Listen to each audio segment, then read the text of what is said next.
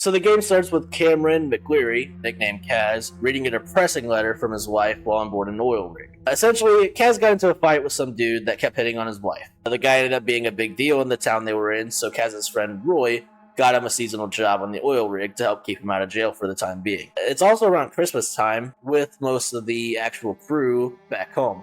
So naturally, leaving at this time pisses his wife off pretty bad and puts a bad strain on the relationship.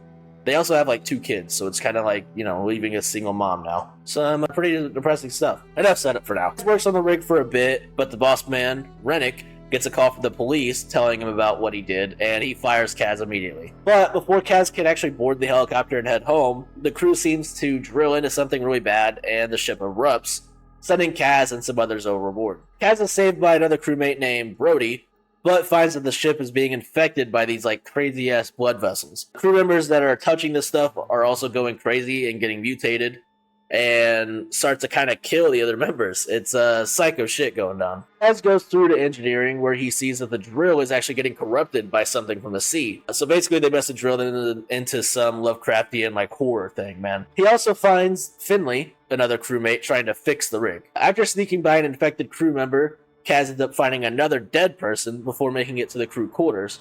Roy is able to help Roy hide inside of the kitchen. Also, Roy's diabetic and doesn't have his insulin, so he can't really go with Kaz. So Kaz decides to try to clear the path to the lifeboats, but they get destroyed because, again, the boat is just falling apart. Luckily, Rennick still has that helicopter from earlier, so Kaz has to sneak by another monster, watching another crewmate die, before trying to flag the copter down before it tries to leave. Sadly, Rennick tries to bail without waiting for everybody, and he fights with the pilot on board, which causes the helicopter to crash. Out of options, Kaz, Brody, and Finley work together to try and basically keep the rig from falling apart long enough for help to arrive.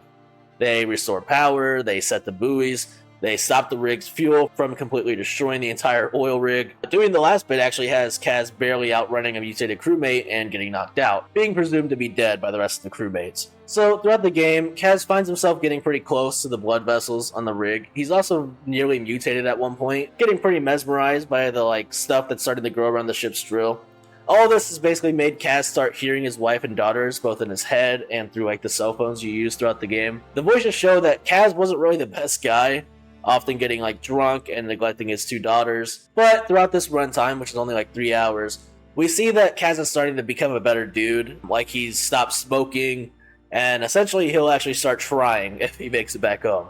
If being the keyword. He wakes up and starts helping the crew again, but it's clear that the rig just isn't going to last, and everything starts just going wrong. Roy ends up dying from his diabetes, and Brody dies trying to keep the rig from tipping over completely. At this point, the last 2 on board are Finley and Kaz, and Finley basically tells Kaz they just aren't going to make it, and she rushes to ignite the oil, but she's crushed by the machinery. He takes the lighter back that he gave her all the way at the start of the game, but he realizes that Finley is right, and that the rig is just completely overrun by mutation, and the growth is starting to basically create an orbit around itself. So in order to stop this thing from spreading to his family back on the mainland, Kaz ignites the rig, hopefully destroying the Lovecraftian horror alongside himself. The game ends with Kaz's wife, Suze, writing another letter, basically forgiving Kaz and hoping for his safe return.